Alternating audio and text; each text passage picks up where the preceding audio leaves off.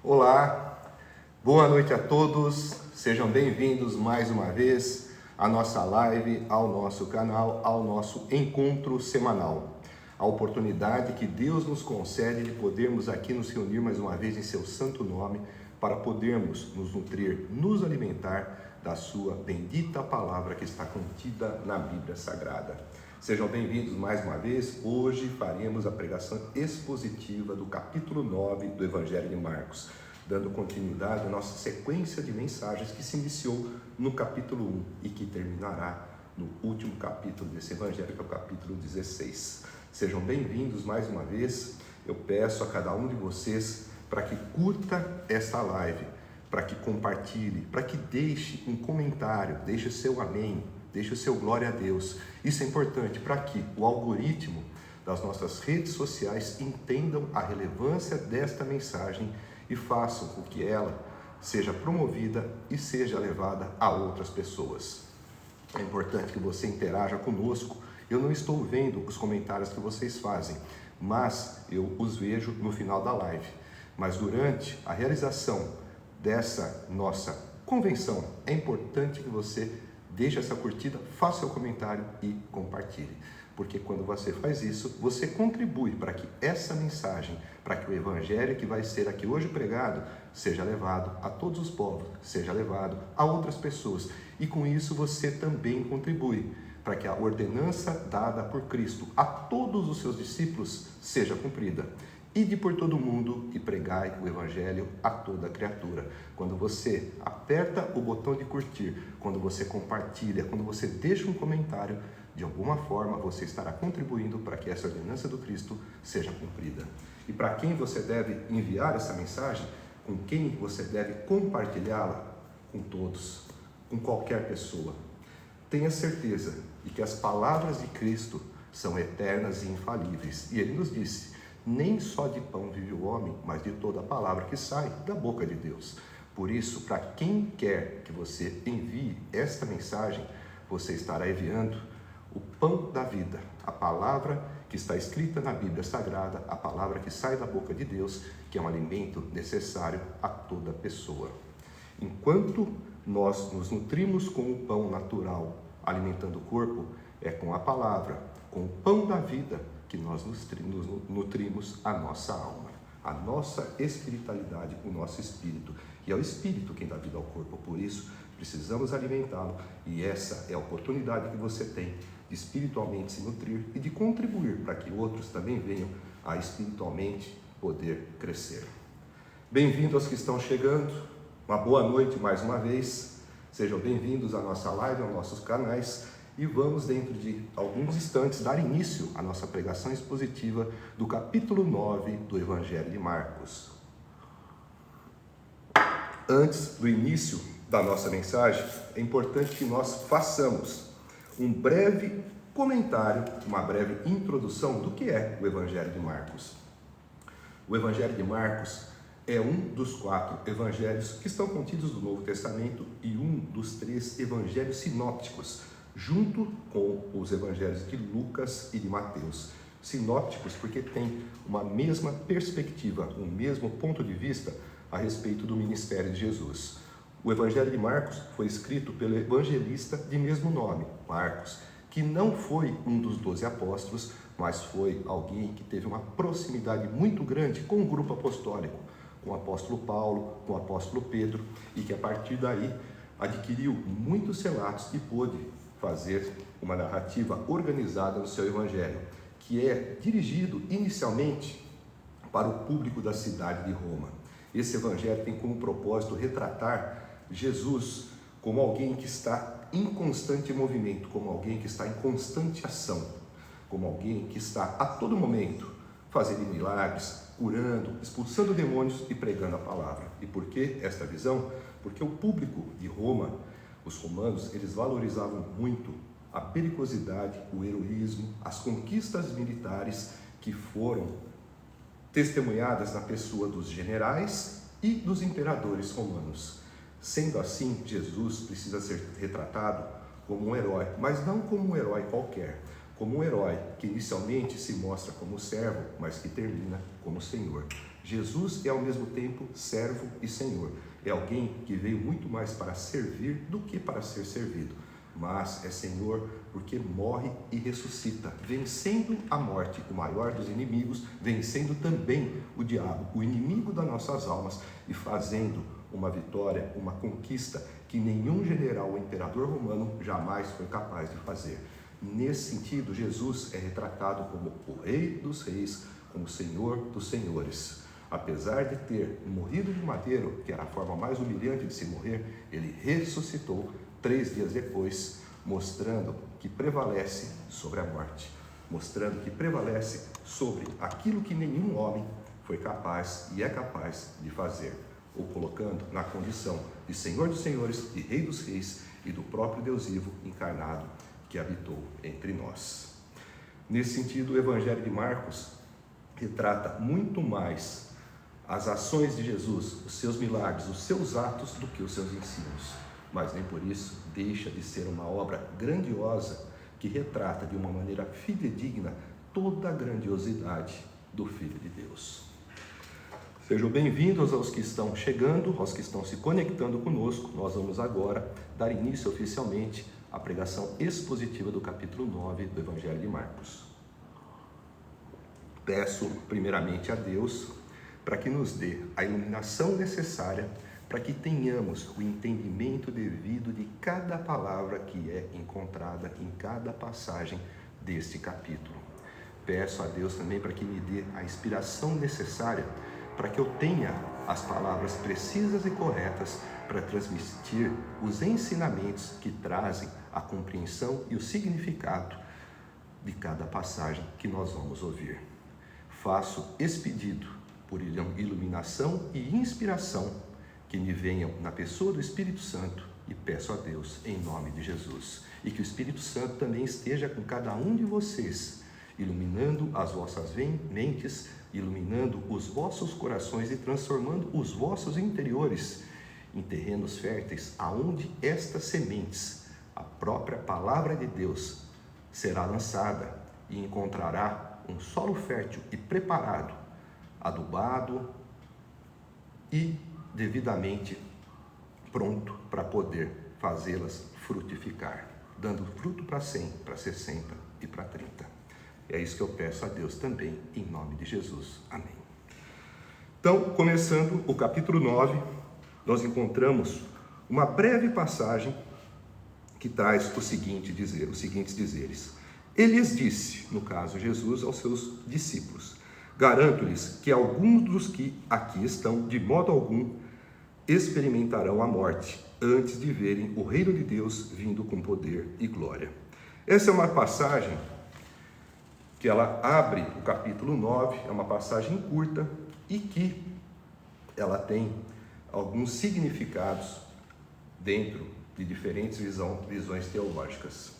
Uma das possibilidades que Jesus estava colocando de que alguns dos que ali estavam, de modo algum, experimentariam a morte, era o fato de que alguns dos que estavam ali, como Pedro, Tiago e João, iriam ver logo na sequência, no episódio que nós vamos narrar, que é chamado de Transfiguração, a glória do Filho de Deus.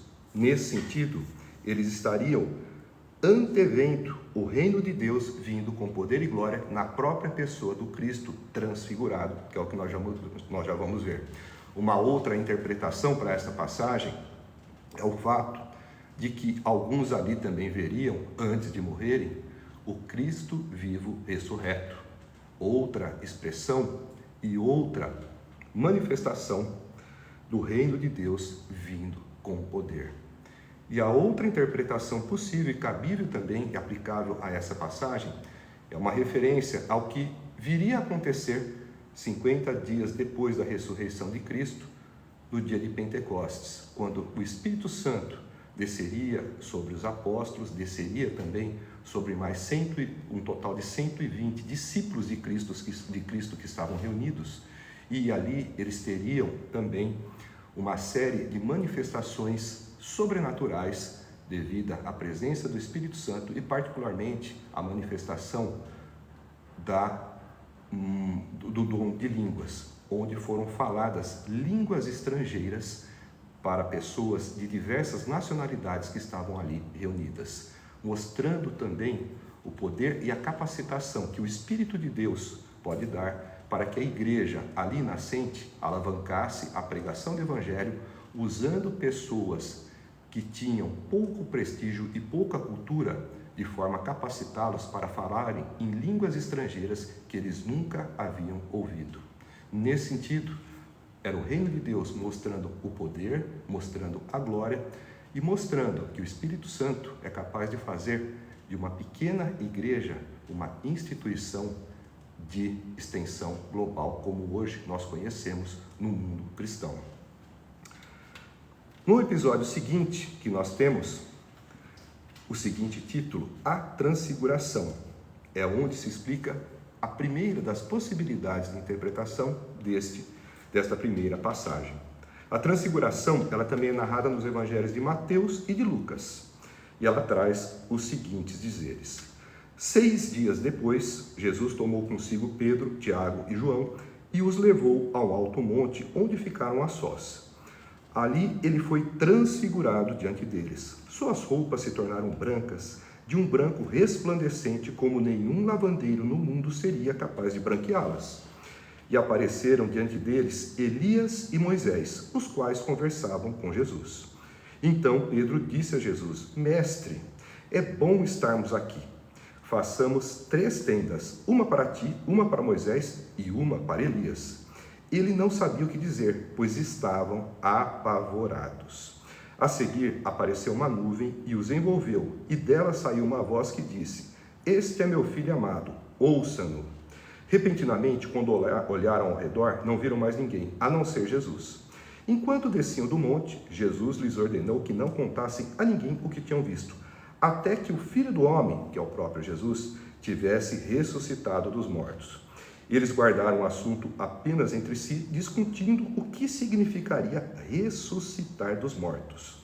E lhe perguntaram, por que os mestres da lei dizem que é necessário que Elias venha primeiro? Jesus respondeu, de fato, Elias vem primeiro e restaura todas as coisas. Então, porque está escrito que é necessário que o Filho do Homem sofra muito e seja rejeitado com desprezo? Mas eu lhes digo, Elias já veio e fizeram com ele tudo o que quiseram, como está escrito a seu respeito. Então nós vamos agora fazer uma interpretação dessa passagem, dividindo-a didaticamente em algumas partes. Primeiro nós vemos um cenário em que Jesus, junto com aqueles membros do seu grupo apostólico com os quais ele tinha maior intimidade, como Pedro, Tiago e João, ele sobe até um alto monte e lá ele se transfigura. A transfiguração é quando Jesus se torna resplandecente. E a Bíblia nos escreve um branco resplandecente com roupas tão brancas como nenhum lavandeiro no mundo seria capaz de branqueá-las. Jesus emitia uma luz que era quase ofuscante aos olhos dos discípulos. Era a glória de Deus manifesta de uma maneira visível na pessoa de Jesus. Nesse sentido, nós podemos entender que aqueles que não experimentariam a morte antes de verem o reino de Deus indo com poder e glória, estariam ali tomando testemunho e vendo a realização das palavras 6 dias antes proferidas por Jesus. E, na sequência, nós vemos que apareceram Elias e Moisés, os quais conversavam com Jesus. O que significa Elias e Moisés surgirem nesse cenário? Por que Elias e Moisés? Precisamos entender que Elias e Moisés, eles são conhecidos no mundo judaico, lembrando que os apóstolos eram judeus, como os representantes da lei e dos profetas. No caso, Moisés, o representante da lei, e Elias, o representante dos profetas.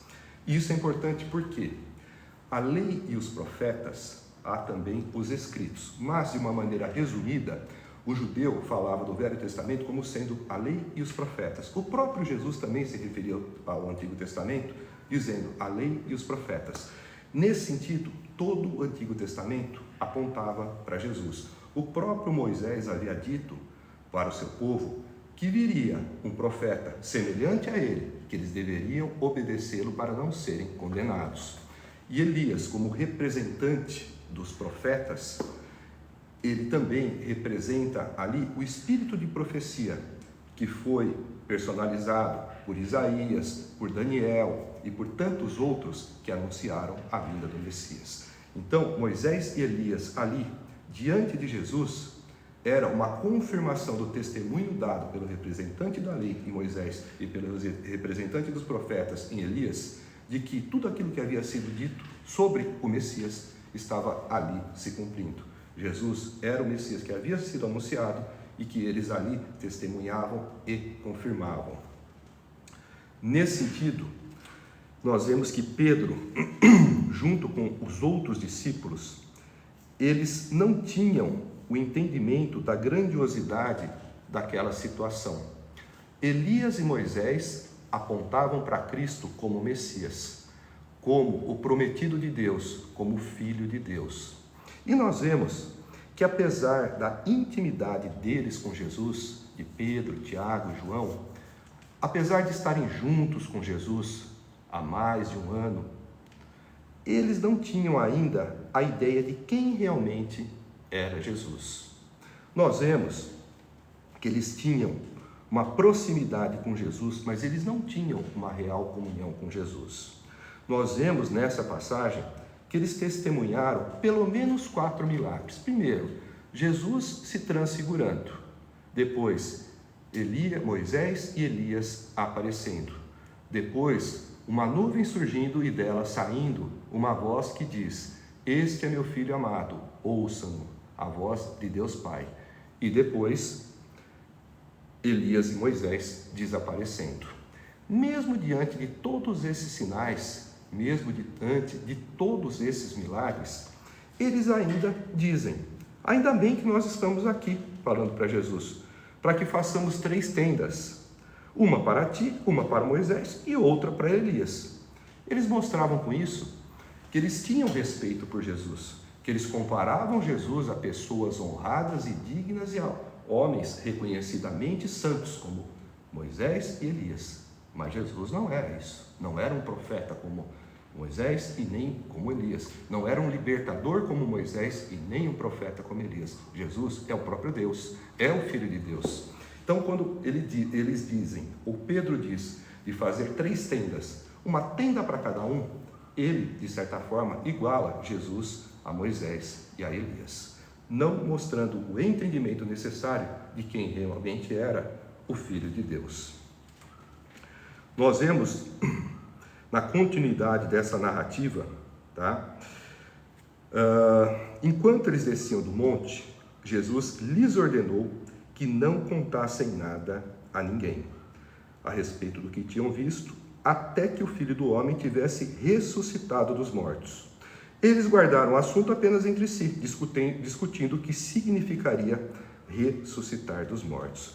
Novamente, eles mostravam uma falta de entendimento de quem era Jesus, o Messias, e daquilo que já havia sido profetizado, por exemplo, pelo profeta Isaías, acerca do destino do Messias, que ele seria conduzido como uma ovelha pelos seus tosqueadores ao abatedouro, que ele haveria de morrer, que ele seria crucificado e que ele ressuscitaria. Se tudo isso já havia sido dito, se tudo isso já era de conhecimento dos judeus que conheciam as Escrituras do Antigo Testamento, fica claro que os discípulos de Jesus não sabiam quem de fato ele era. Quando perguntava ressuscitar dos mortos, o que significa isso? Ora, nada mais era do que aquilo que já havia sido anunciado acerca do que aconteceria com o Messias. Se ele haveria de ressuscitar, é mais um indicativo de que ele é o Messias. E mesmo assim, eles não entendiam. Na sequência, eles perguntam a Jesus: por que os mestres da lei dizem que é necessário que Elias venha primeiro? E Jesus responde: de fato, Elias vem primeiro e restaura todas as coisas. E aí ele completa: então, porque está escrito que é necessário que o Filho do Homem sofra muito e seja rejeitado com desprezo? Jesus fala em um tom interrogativo, mas nós já vamos entender o porquê. Mas eu lhe digo, Elias já veio e fizeram com ele tudo o que quiseram, como está escrito a seu respeito. Jesus aqui usa uma interrogação no sentido de fazer uma pergunta retórica, né? Por que que ele, no caso, o Filho do Homem, haveria de sofrer muito e ser rejeitado com desprezo? Porque Elias, quando veio, ele sofreu tudo o que os homens quiseram nele fazer, como estava escrito a seu respeito. Ou seja, ele estava preparando os discípulos para dizer que aconteceria com ele o que aconteceu com Elias. É importante agora que nós interpretemos quem é o Elias desta história. O Elias aqui citado não é o profeta Elias que viveu há cerca de 800 anos antes de Cristo. Não é o Elias que apareceu aqui na Transfiguração. Não. É o cumprimento de uma profecia do profeta Isaías e do profeta Malaquias acerca do precursor do Messias na pessoa de João Batista. Isaías havia dito, quando anunciava a vinda de Jesus, que antes dele viria um precursor, que seria uma voz que clama no deserto e queria endireitar os caminhos do Senhor, preparando as suas veredas. E Malaquias, 400 anos antes da vinda de Jesus, também disse, reproduzindo as palavras que recebeu de Deus, dizendo: eis que envio o meu anjo ou o meu mensageiro diante da minha face, que preparará o meu caminho diante de mim. Depois, no capítulo seguinte do livro de Malaquias, ele diz que enviaria Elias. O Elias, na verdade, não é necessariamente a reencarnação de Elias, visto que o próprio João Batista, quando perguntado em um dos outros evangelhos acerca de quem ele era e se ele era o Elias, o próprio Elias, ele responde que não era Elias, mas nós sabemos que ele viria no espírito de Elias. Elias é um título também colocado com o propósito de apontar o precursor. Nesse sentido, nós sabemos que João Batista é o precursor de Elias, é aquele que veio preparar o caminho do Messias, e João Batista, ele veio no espírito de Elias, no estilo de Elias. Era um homem que, assim como Elias, ele se vestia com uma roupa de pele de camelo, tinha um cinto de couro nos lombos e se alimentava de gafanhoto e mel silvestres. Era um homem rústico que vivia no deserto, como também era o profeta Elias. E vinha no espírito de confronto. Da mesma forma que Elias confrontou Acabe e Jezabel por conta da imoralidade sexual e da idolatria, João Batista confrontou o rei Herodes e também a sua amante, ou aqui esposa, que na verdade era uma situação de impossibilidade conjugal, visto que Herodias, ela era esposa do irmão de Herodes, de Felipe, e portanto ele estava em adultério, e assim João Batista confrontava Herodes e Herodias por conta dessa união considerada imoral. E isso foi um dos motivos que levou João Batista a ser decapitado. Por isso que se diz que o Elias, que havia de vir, ele viria e restauraria as coisas. E depois Jesus completa que Elias já veio e fizeram com ele tudo o que quiseram, conforme está escrito a seu respeito. Nesse sentido, era uma forma de mostrar para eles que o precursor do Messias já havia vindo e que já havia até morrido. Eles já sabiam, João Batista já havia sido decapitado a essa altura, e eles tinham conhecimento disso. E se o precursor já veio e já morreu, é porque também está chegando a hora do próprio Messias. E isso eles ainda não tinham capacidade de entender. Nós vemos que, muitas vezes, a proximidade com o sagrado, a intimidade com o próprio Deus, no caso, na pessoa de Cristo, faz com que algumas pessoas percam o senso real da sacralidade. É como se você estivesse tão próximo de algo, como quando se diz, estava a um palmo à frente do nariz, ele não viu. É como se estivesse tão próximo que você não consegue ter uma distância focal adequada para poder enxergar com nitidez aquilo que está diante de você. Jesus estava tão perto dos discípulos que eles não conseguiam de fato perceber com nitidez quem de fato ele era. Nós vamos agora para a passagem seguinte, que tem como título A cura de um menino endemoniado. Essa passagem também é encontrada nos evangelhos de Mateus e de Lucas. E ela traz os seguintes dizeres. Quando chegaram onde estavam os outros discípulos, ou seja, eles haviam descido do monte em que se deu a transfiguração. Esse monte, ele não está relatado na Bíblia qual seria. Alguns acreditam que seja o Monte Hermon, outros que seria o Monte Tabor. Mas o fato é que o local geográfico aonde se deu esse milagre é irrelevante. O milagre em si é o que importa. O local não tem sacralidade. Sacro, de fato, e sagrado é o milagre. Então, quando chegaram onde estavam os outros discípulos, viram uma grande multidão ao redor deles e os mestres da lei discutindo com eles. Logo que todo o povo viu Jesus, ficou muito surpreso e correu para saudá-lo. Perguntou Jesus: o que vocês estão discutindo? Então, um homem, no meio da multidão, respondeu: Mestre, eu trouxe o meu filho que está com um espírito que o impede de falar. Aonde quer que eu apanhe, joga-o no chão. Ele espuma pela boca, range os dentes e fica rígido. Pedi aos teus discípulos que expulsassem o espírito, mas eles não conseguiram. Respondeu Jesus: ó geração incrédula, até quando estarei com vocês? Até quando terei que suportá-los? Tragam-me o menino. Então eles o trouxeram. Quando o espírito viu Jesus, imediatamente causou uma convulsão no menino. Este caiu no chão e começou a rolar, espumando pela boca. Jesus perguntou ao pai do menino: há quanto tempo ele está assim? Desde a infância, respondeu ele. Muitas vezes esse espírito tem lançado no fogo e na água para matá-lo. Mas, se podes fazer alguma coisa, tem compaixão de nós e ajuda-nos. Se podes, disse Jesus, tudo é possível àquele que crê. Imediatamente o pai do menino exclamou: creio, ajuda-me a vencer a minha incredulidade. Quando Jesus viu que uma multidão estava se ajuntando, repreendeu o espírito imundo, dizendo: espírito mudo e surdo, eu ordeno que o deixe e nunca mais entre nele. O espírito gritou, agitou-o violentamente e saiu. O menino ficou como morto, ao ponto de muitos dizerem: ele morreu. Mas Jesus tomou-o pela mão e o levantou, e ele ficou em pé. Depois de Jesus ter entrado em casa, seus discípulos lhe perguntaram em particular: por que não conseguimos expulsá-lo? Ele respondeu: essa espécie só sai pela oração e pelo jejum.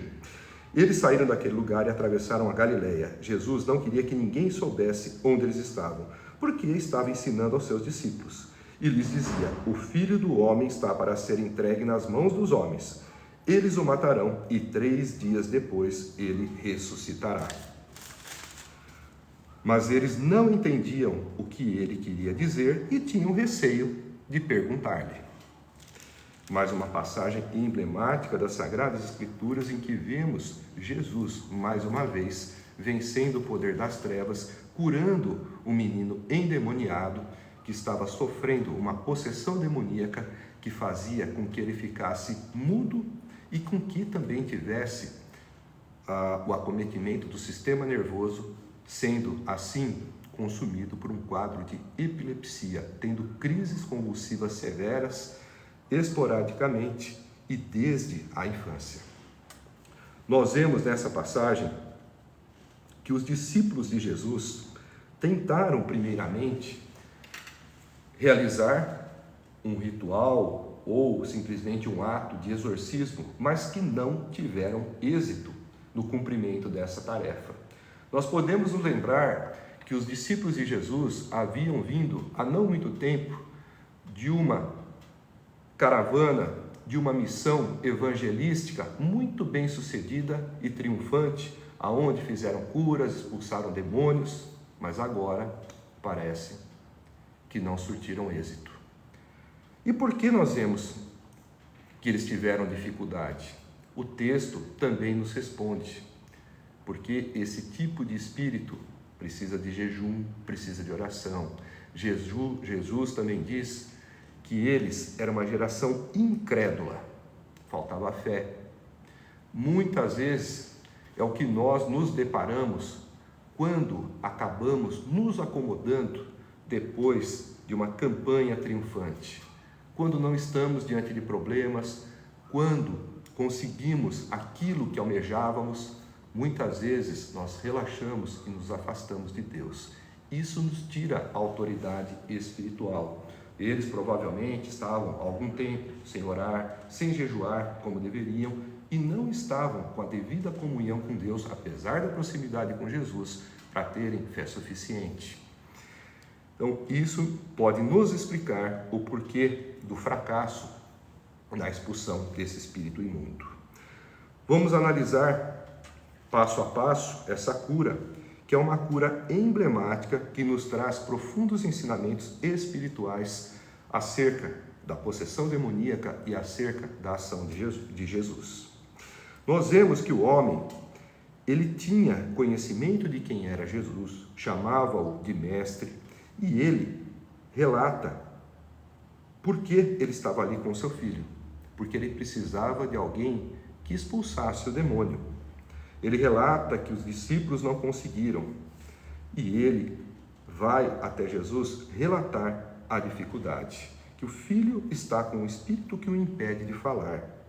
Onde quer que o apanhe, joga-o no chão. Ele espuma pela boca, range os dentes e fica rígido.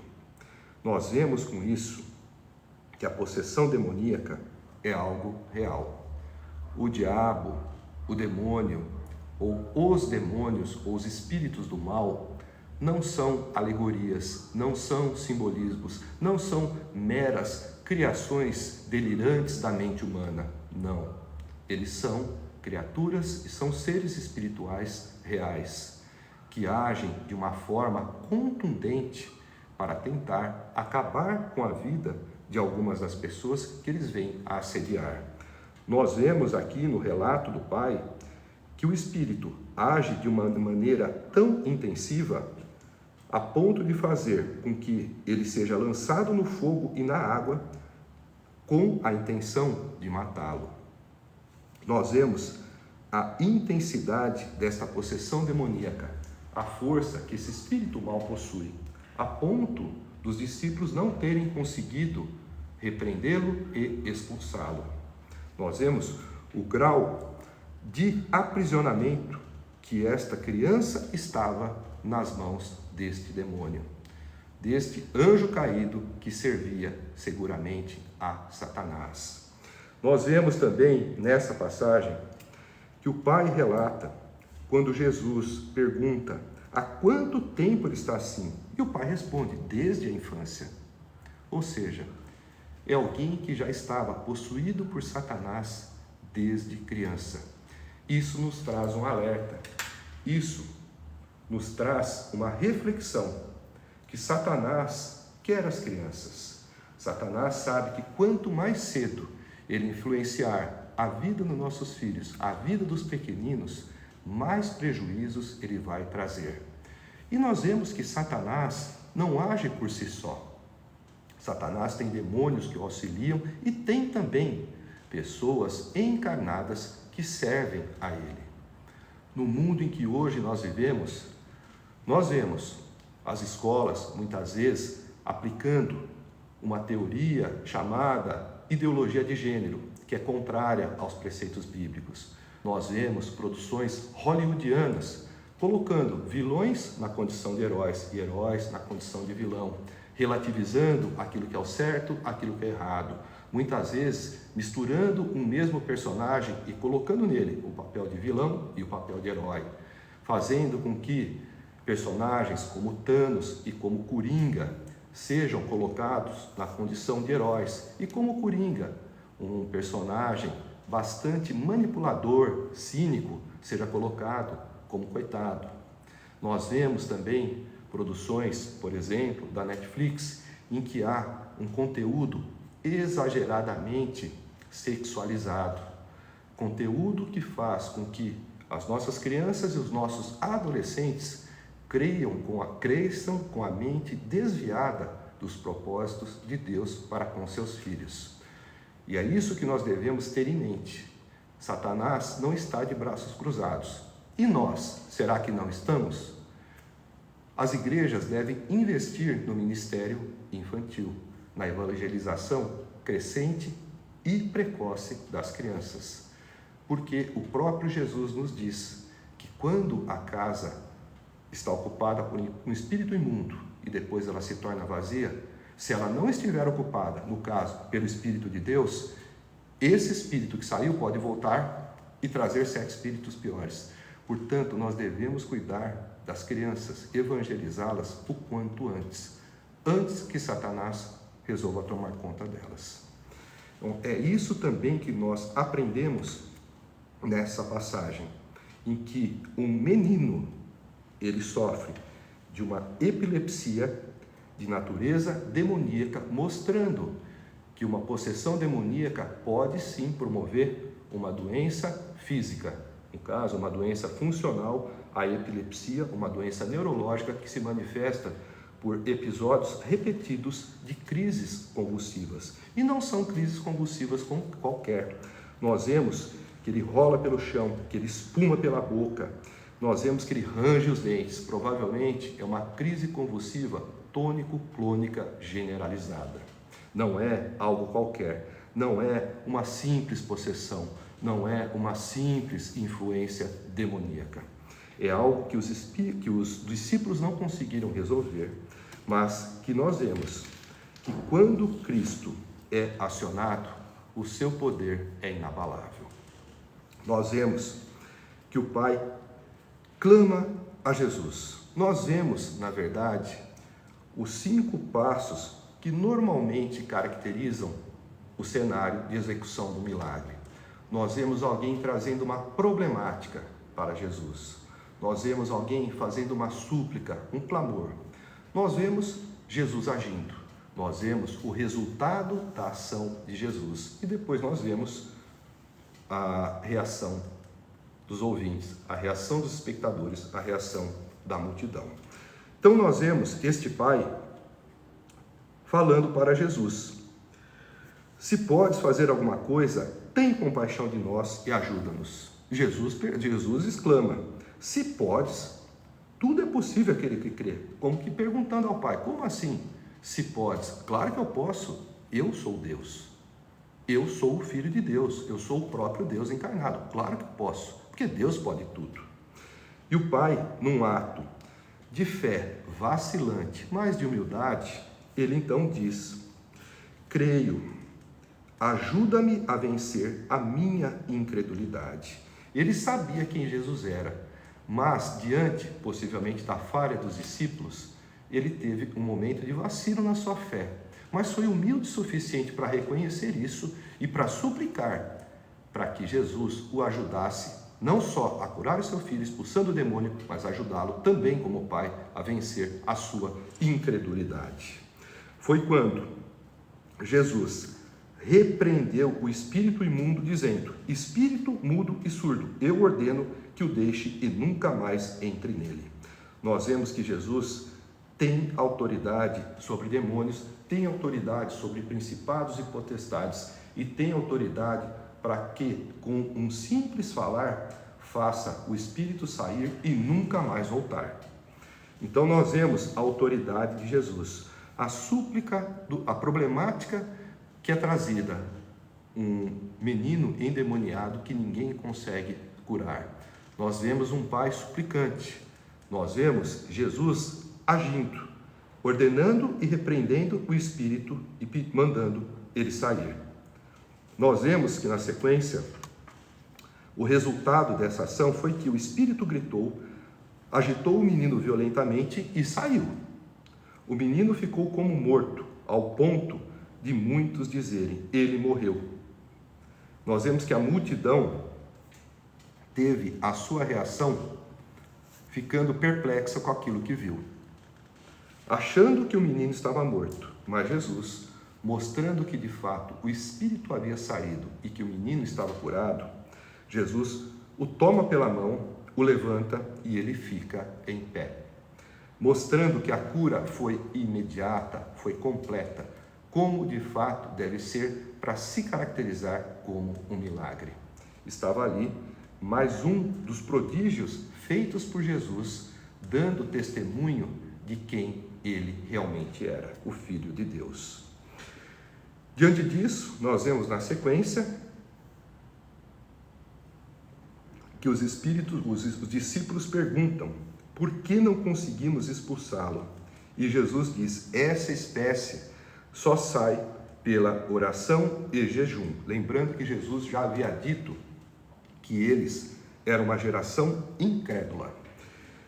Aqui, esta colocação, essa espécie só sai pela oração e pelo jejum, nós podemos entender que há diferentes classes de demônios, diferentes classes de espíritos do mal, assim como há também diferentes classes de anjos. Nesse sentido, nós vemos que este tipo de demônio provavelmente era de uma natureza mais poderosa do que aqueles que eles expulsaram durante a campanha vitoriosa que eles fizeram quando foram comissionados por Jesus para irem levar a palavra. E nós vemos também a necessidade, neste caso, de oração e jejum. Duas situações em que fazem o indivíduo se colocar em comunhão com Deus. A oração nos aproxima de Deus, porque é através da oração que nós falamos com Deus e que Deus também fala conosco.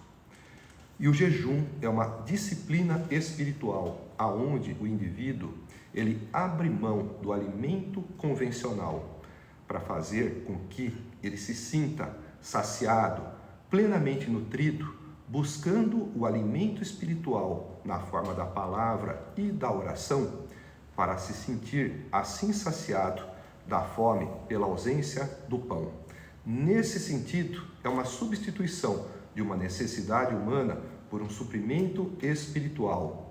A fome por alimentos, ela é saciada por meio do alimento espiritual. Estando em jejum, o indivíduo, ele se sente, dentro desse propósito, obrigado a buscar na oração, a buscar na leitura e no estudo da palavra aquilo que ele necessita para poder suportar a falta de alimentos e a própria fome ocasionada pelo jejum. E isso coloca o indivíduo na oração e no estudo da palavra em comunhão com Deus.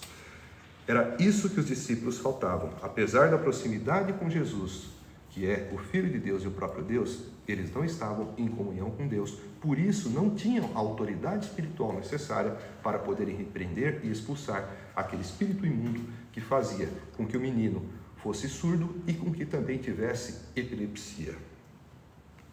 Depois nós vemos também que Jesus havia se retirado com seus discípulos para poder justamente ensiná-los. Havia uma necessidade de ensino, porque nós vemos que o ministério de Jesus se encaminhava para o fim e os discípulos ainda tinham muito a aprender.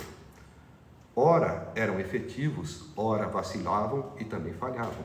Então, Jesus precisava dar um reforço educativo para que eles estivessem preparados para quando Jesus os deixasse e eles tivessem que, guiados pelo Espírito Santo, levar o Evangelho por todo o mundo. E aqui Jesus ainda reforça: o Filho do Homem está para ser entregue na mão dos homens. Eles o matarão e 3 dias depois ele ressuscitará. E nessa última passagem nós vemos que, mas eles não entendiam o que ele queria dizer e tinham receio de perguntar-lhe. Jesus insistia em dizer que ele iria morrer, que ele iria ressuscitar, que era a marca das profecias que anunciavam o Messias, e mesmo assim eles não conseguiam entender o porquê dessas palavras. Eles não acreditavam ou não entendiam, apesar de tudo que vinham, de todos os milagres que testemunhavam, que Jesus era de fato o Messias, o prometido e o esperado.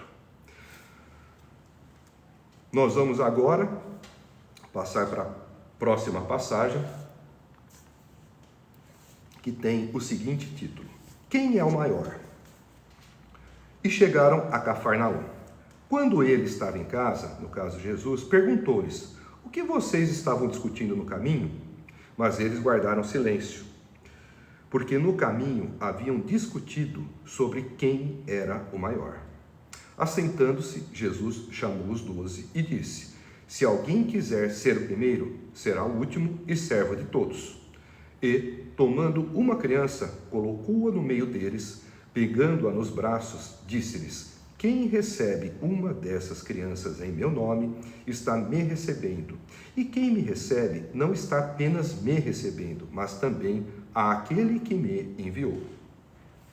Nós vemos aqui, nessa passagem, um contraste entre a cruz e a glória, entre o autossacrifício e a autopromoção. Jesus vinha insistentemente dizendo aos seus discípulos que ele haveria de morrer, que ele iria ressuscitar, que o filho do homem seria maltratado, que ele ia ser perseguido. Não só nesse capítulo, mas ao longo de todo o Evangelho, Jesus vem insistentemente colocando e preparando os seus discípulos para o que haveria de acontecer com ele. E nós vemos aqui que Jesus havia acabado de dizer mais uma vez que ele iria morrer e que depois iria ressuscitar, que ele seria morto.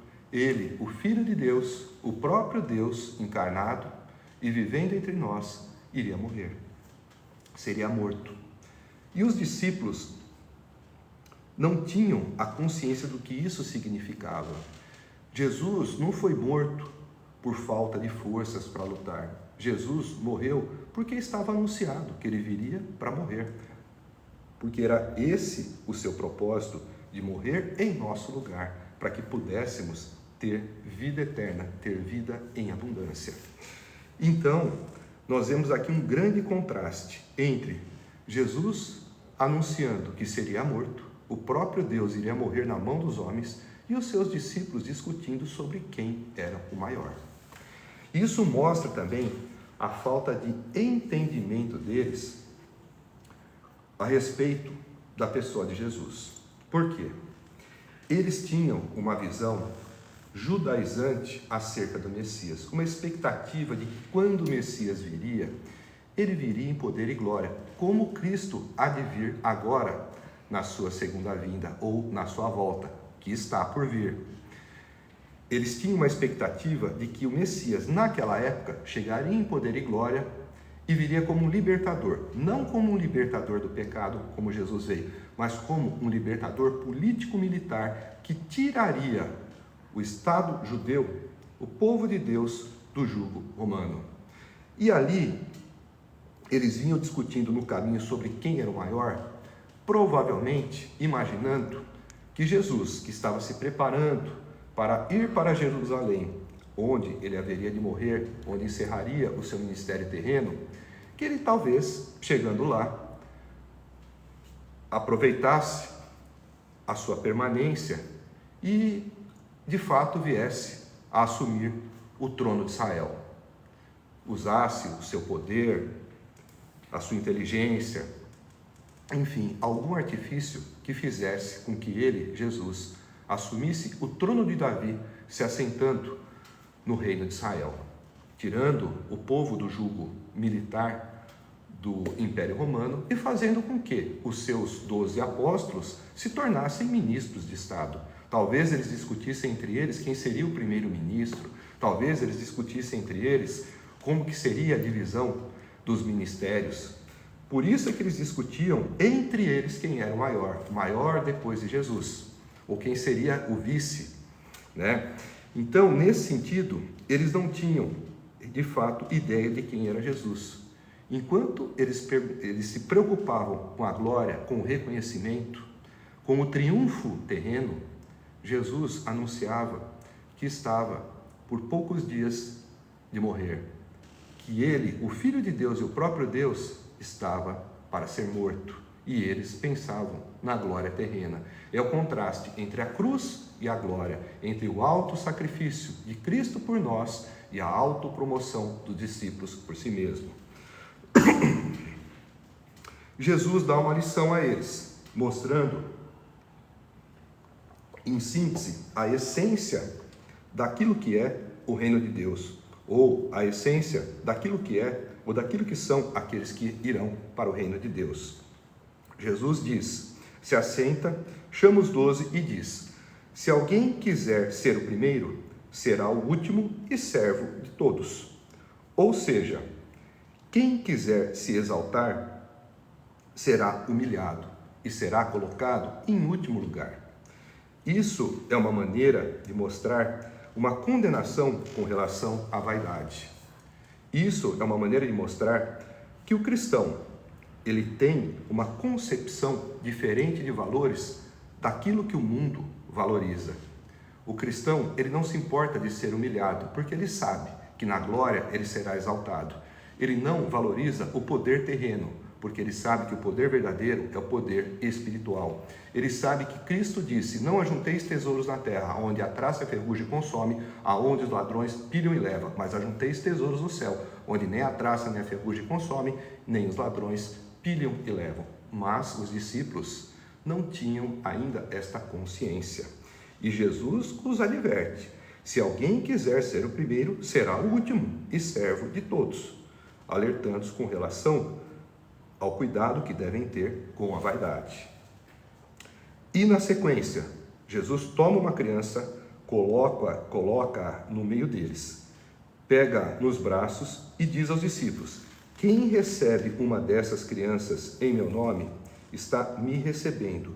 E quem me recebe não está apenas me recebendo, mas também recebendo aquele que me enviou. O símbolo de uma criança é também o símbolo do ideal cristão. A criança, naqueles tempos, ela não era valorizada. A sociedade judaica era uma sociedade patriarcal que valorizava os homens já formados, sobretudo acima de 30 anos. Tanto que foi Jesus, a partir dos 30 anos, que foi considerado apto para começar o ministério, que era a idade que os rabinos começavam a ministrar. A sociedade também estava sob o domínio dos romanos, que era um povo belicoso e que valorizava as conquistas militares. Nesse sentido, a criança de nada servia, porque ela não tinha forças para guerrear.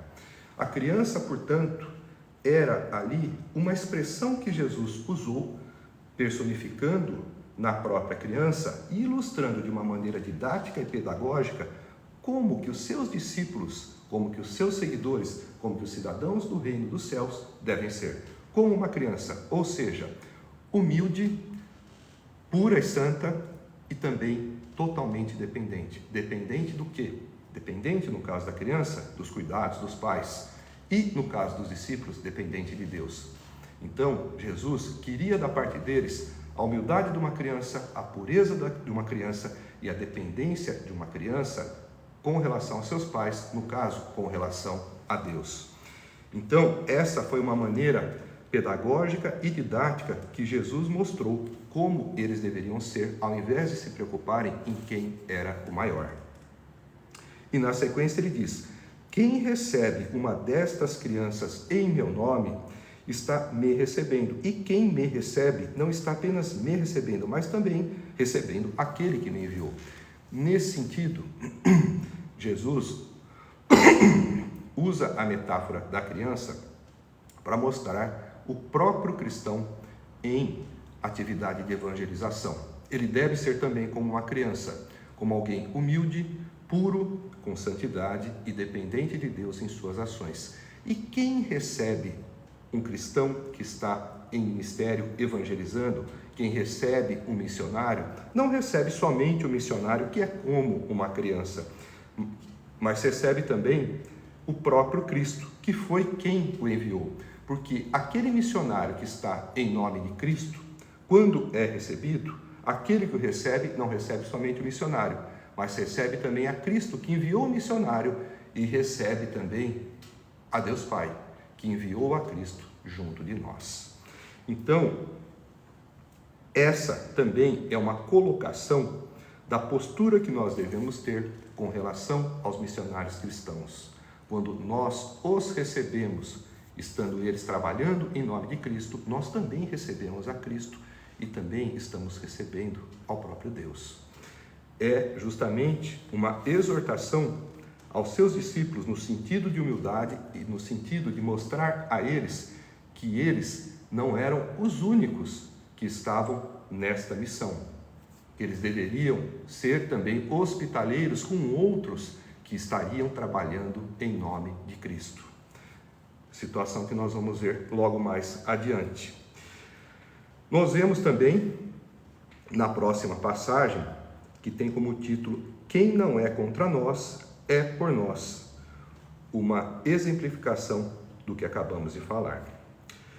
"Mestre", disse João, "vimos um homem expulsando demônios em teu nome e procuramos impedi-lo, porque ele não era um dos nossos."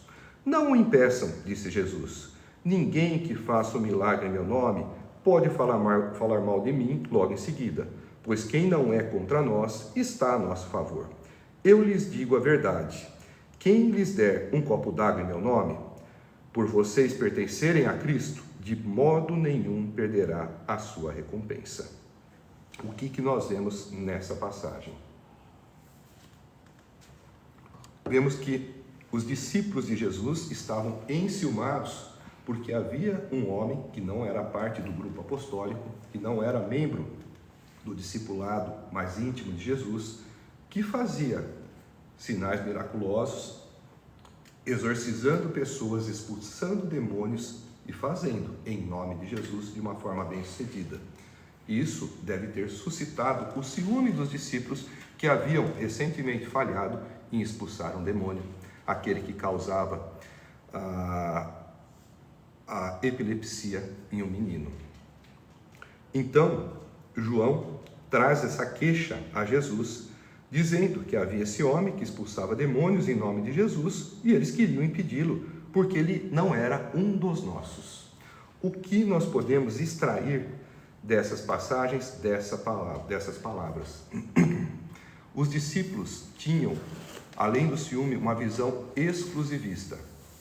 Eles achavam que somente quem era do grupo dos 12, ou talvez do grupo dos 70, que eram pessoas também próximas de Jesus, é que poderiam fazer sinais e milagres ou exercerem um ministério em nome de Jesus. Nesse sentido, eles eram exclusivistas. Eles estavam, na verdade, incomodados com o fato de terem pessoas que eram de fora do grupo deles, que tinham até mais fé do que eles, que naquele momento estavam conseguindo feitos que eles não eram capazes de fazer, como a expulsão desse demônio. E essa não é uma situação única na Bíblia. Nós vemos também que as duas únicas situações em que Jesus elogia a fé de alguém foram de estrangeiros. Da mulher Ciro-fenícia, que tinha também uma filha endemoniada, e do centurião romano, que estava com seu servo doente. Nesses dois casos, Jesus elogia a fé dessas pessoas e realiza curas à distância. Então nós vemos aqui que havia pessoas fora do grupo apostólico de Jesus, que eram seus seguidores, eram pessoas sinceras, tementes a Deus, piedosas e fervorosas, e que também realizavam ali feitos como os discípulos faziam. E nós vemos que Jesus não concorda com a atitude de João e diz: não o impeçam.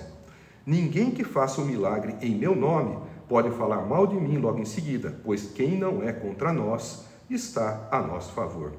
Jesus não via por que impedir esse homem de fazer o que ele fazia, pois ele fazia o que era certo, ele fazia o bem, ele expulsava demônios e ele fazia o que era certo da forma certa, ou seja, em nome de Jesus. E tinha um resultado efetivo, fazia o certo da forma certa e com bom resultado. Então Jesus diz para que esse homem não fosse impedido, porque quem não é contra nós está a nosso favor. Nós vemos que Jesus, ele não está defendendo um inclusivismo, nem um ecumenismo e nem um pluralismo religioso. Sejamos bem práticos, porque há pessoas que pegam essa passagem para defender uma visão ecumenista, que nós, como cristãos, devemos ter como parceiros em nossos ministérios pessoas de todos os credos, de todas as crenças. Não é isso que Jesus aqui diz. Ele é inclusivista com aqueles que são cristãos. Este homem que não era parte do grupo apostólico, ele expulsava demônios em nome de Jesus.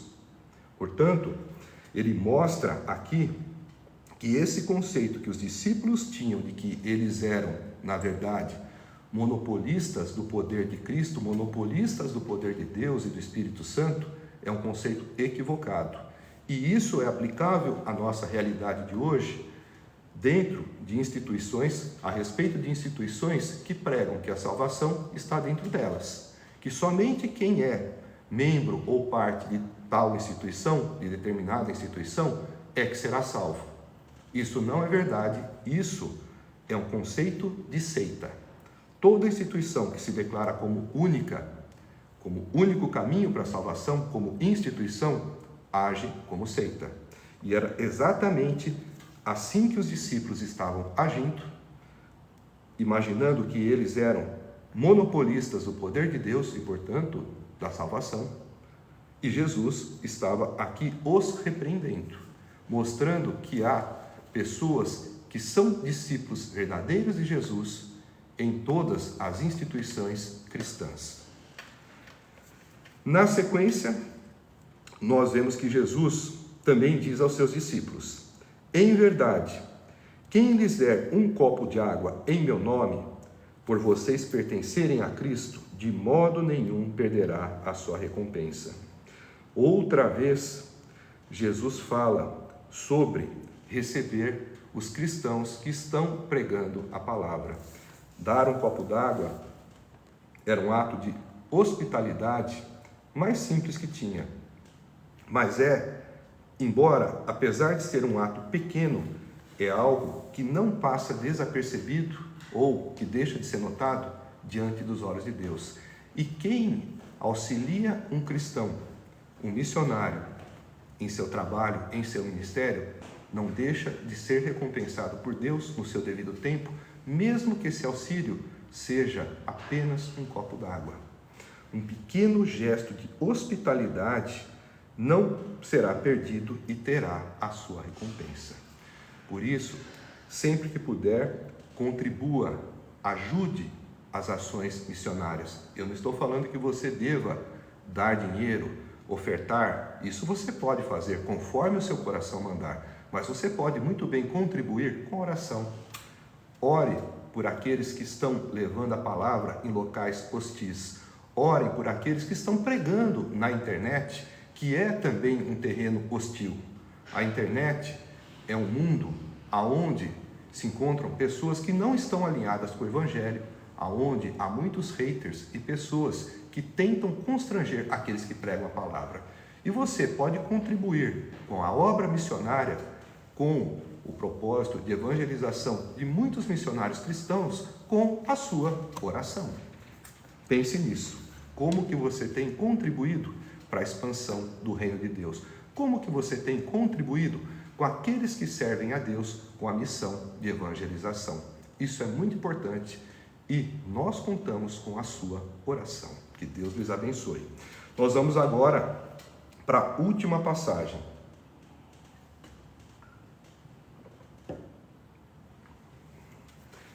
Essa passagem tem o seguinte título: A indução do pecado. E é também uma das passagens mais conhecidas dos evangelhos, que também está relatada no Evangelho de Mateus. Jesus diz: se alguém fizer tropeçar um destes pequeninos que creem em mim, seria melhor que fosse lançado no mar com uma grande pedra amarrada no pescoço. Se a tua mão o fizer tropeçar, corte-a. É melhor entrar na vida mutilado do que, tendo as duas mãos, ir para o inferno, onde o fogo nunca se apaga, onde o seu verme não morre, e o fogo não se apaga. E se o seu pé o fizer tropeçar, corte-o. É melhor entrar na vida aleijado do que, tendo os dois pés, ser lançado no inferno, onde o seu verme não morre e o fogo não se apaga. E se o seu olho o fizer tropeçar, arranque-o. É melhor entrar no reino de Deus com um só olho do que, tendo os dois olhos, ser lançado no inferno, onde o seu verme não morre e o fogo não se apaga. Cada um será salgado com fogo. Isto, salgado com fogo. O sal é bom, mas se deixar de ser salgado, como restaurar o seu sabor? Tenham sal em vocês mesmos e vivam em paz uns com os outros. Muitos já devem ter ouvido essa passagem, mas não devem ter entendido o que ela de fato significa. Nós vamos aqui também fazer uma interpretação parte a parte dessa importante passagem. Quando Jesus diz: se alguém fizer tropeçar um destes pequeninos que creem em mim, seria melhor que fosse lançado no mar com uma grande pedra amarrada no pescoço. Jesus aqui, ele diz que quem contribuir para que algum irmão venha a pecar, sofrerá uma punição tão grande que era preferível que essa pessoa se suicidasse, que ela fosse lançada ao mar com uma pedra de moinho amarrada no pescoço. Uma pedra de moinho era uma pedra grande, usada para amassar grãos sobre uma outra pedra e, com seu peso extremo, seguramente iria causar um afogamento em quem estivesse com ela amarrada no pescoço e fosse lançado no mar ou na água. Então, Jesus enfatiza a necessidade que nós devemos ter e não sermos pedra de tropeço para outros, e não sermos agentes do mal que desencaminham aqueles que creem em Cristo. Porque principalmente ele diz, um destes pequeninos que creem em mim. Ele não está necessariamente falando de crianças no sentido literal, já que nós explicamos que a criança é uma expressão figurativa daqueles que são verdadeiros cristãos, que são humildes, que são puros e que são dependentes de Deus. E aqui Jesus enfatiza que quem fizer tropeçar um destes pequeninos que creem em mim, ou seja, um dos seus, era melhor que se suicidasse do que fizesse com que eles tropeçassem. Isso nos mostra o quanto nós devemos evitar de sermos pessoas que desencaminham pessoas que fazem os outros cair e que fazem os outros pecar. É isso que Cristo quer nos dizer. Devemos evitar de todas as formas que venhamos a contribuir para que outras pessoas venham a cair e para que venham a pecar. Na sequência, ele fala do efeito do pecado sobre nós mesmos, dizendo: se a sua mão o fizer tropeçar, corte-a. É melhor entrar na vida mutilado do que, tendo as duas mãos, ir para o inferno, onde o fogo nunca se apaga, onde o seu verme não morre e o fogo não se apaga. Observe que Jesus aqui, ele não faz uma menção literal de que nós devemos cortar a mão. Jesus não está dizendo que nós devemos fazer uma amputação ou uma autoamputação ou uma mutilação. Jesus aqui está nos exortando a fazer todo o esforço possível para não pecarmos. Um esforço tão grande a ponto de ser comparável ao esforço de cortar uma mão. Devemos fazer um sacrifício tão grande como se fôssemos cortar uma mão para não pecarmos. Por quê? Porque quem pecar, aqui ele diz, ir para o inferno, onde o fogo nunca se apaga, onde o seu verme não morre e o fogo não se apaga. Todo o esforço deve ser feito para se evitar pecar e ir para o inferno. Por quê? Aqui nós vemos que o inferno é um lugar inóspito, um lugar onde tem vermes comendo a carne em putrefação e onde há fogo, e muito fogo, porque só nessa pequena passagem Jesus fala de fogo duas vezes. O fogo nunca se apaga e o fogo não se apaga. Portanto, se o fogo nunca se apaga, o fogo é eterno. O sofrimento é eterno. E nós vemos que Jesus, sendo a própria verdade encarnada, não iria mentir quando fala em inferno. Se ele fala do inferno, é porque o inferno existe. E se o fogo nunca se apaga, é porque o sofrimento é eterno. E se o verme também não morre e come constantemente a carne, é porque o sofrimento é eterno. E nós vemos que ele, na sequência, ele muda os elementos do seu discurso, mas ele repete o mesmo conceito. Antes disso, é importante lembrar que na prática, quando ele diz, se a sua mão o fizer tropeçar, corte-a, é para que você tenha o cuidado de não pecar, fazendo todo o esforço possível. E na prática, o que isso pode significar? Por exemplo, se a sua mão é aquilo que faz você pecar, por exemplo, tomando aquilo que não é seu, passando a mão no dinheiro, você deve se afastar de onde tem aquilo que te faz pecar. Você não vai cortar a sua mão. Mas se você é uma pessoa que tem dificuldade em lidar com dinheiro, que você costuma pegar aquilo que não é seu, fique longe do dinheiro que não é seu.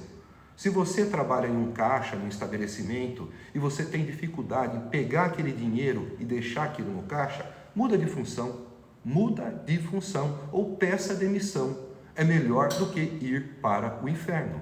Não vai cortar a mão, porque o pecado, ele não está no exterior do homem, ele não está na mão, ele não está no pé, tá? Ele não está no olho, o pecado está no coração. Jesus nos disse que o que entra pela boca não é o que contamina pelo homem, mas o que sai, porque a boca fala daquilo que o coração tem abundância, e é do coração que vem os maus pensamentos, os homicídios, os adultérios, as fornicações, os furtos, os falsos testemunhos e as blasfêmias. Tudo isso contamina o homem, tudo isso torna impuro e tudo isso está no coração. Não adianta cortar a mão, não adianta cortar o pé, não adianta arrancar o olho. Essas ordens são expressões simbólicas. Na sequência, Jesus diz: e se o teu pé o fizer tropeçar, corte-o. É melhor entrar na vida aleijado do que, tendo os 2 pés, ser lançado no inferno, onde o seu verme não morre e o fogo não se apaga. Novamente, aplicação do mesmo conceito. Você não vai fazer uma amputação do pé. O pé é o que te faz pecar. Imagina que você vai a pé em um bar para beber. Fique longe do bar. Você vai para se embriagar. O problema não é o consumo de álcool em si. O problema é a embriaguez. Mas qual é o limite entre o consumo e a embriaguez? Então, é melhor evitar. Então, se o teu pé te faz pecar, corte-o. Na verdade, em vez de ir para o bar, vai para a igreja. Entendeu a mensagem? É este o propósito de Jesus nessa passagem. Fazermos todo o esforço possível para não pecar, para não ser lançado no inferno, onde o seu verme não morre e o fogo não se apaga. Novamente, a ideia de inferno e de eternidade no inferno, de sofrimento ininterrupto. O conceito de se fazer o esforço aqui de até cortar um pé para se evitar que se venha a pecar. Cortar no sentido figurado, fazer tanta força e tanto sacrifício como se fosse cortar um pé para evitar de pecar. E por fim, se o seu olho o fizer tropeçar, arranque-o.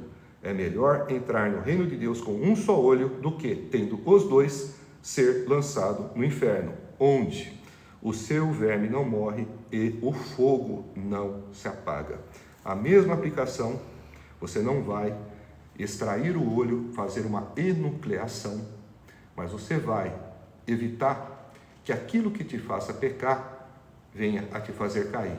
Se você está acostumado com pornografia, você usa os olhos para poder admirar a pornografia.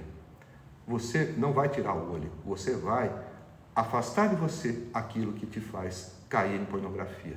Se você está no trabalho aonde você tem, por exemplo, uma funcionária que te assedia, uma funcionária que te tenta, e você olha constantemente para ela e cobiça ela e deseja ela, sabe o que você deve fazer? Deve tirá-la de lá. Demite. Tira a funcionária dali que está para te assediar. Você deve fazer qualquer esforço. E se você não for patrão, não for dono do negócio, pede demissão ou muda de lugar.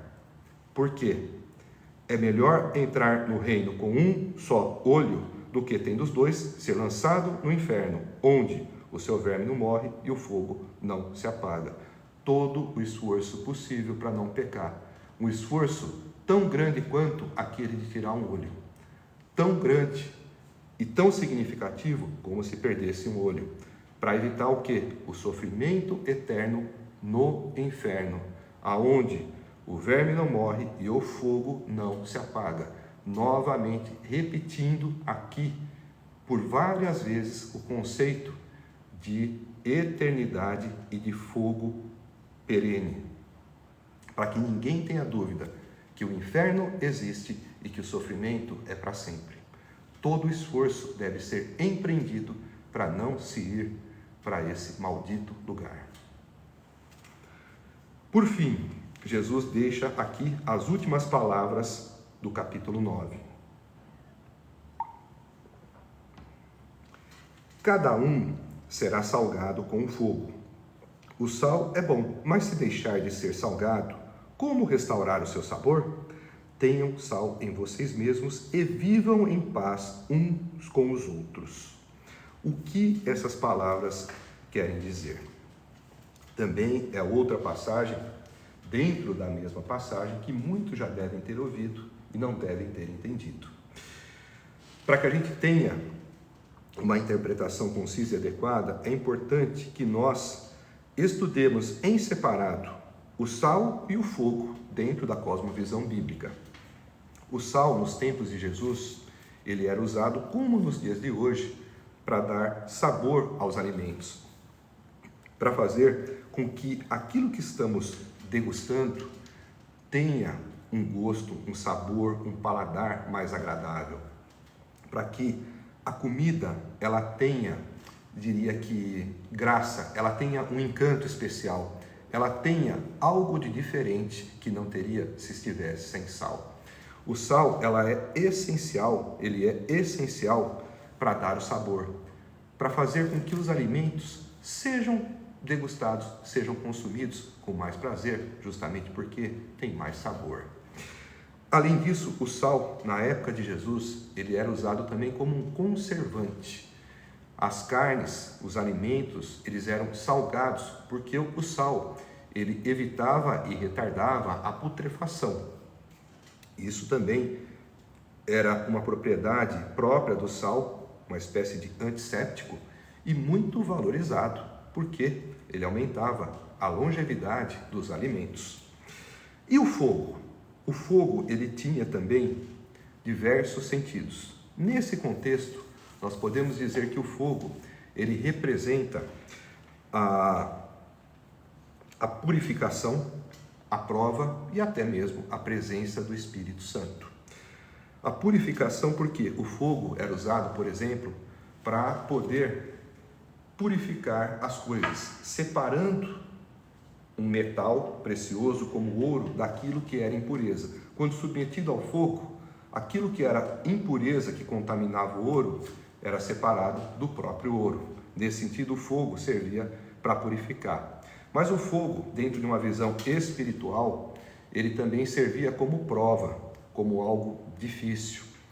O fogo, junto com o significado que ele tem de purificar, ele pode representar uma prova para nós, no sentido de sermos purificados na medida em que somos provados, somos testados, submetidos a situações difíceis, como enfrentar o próprio fogo.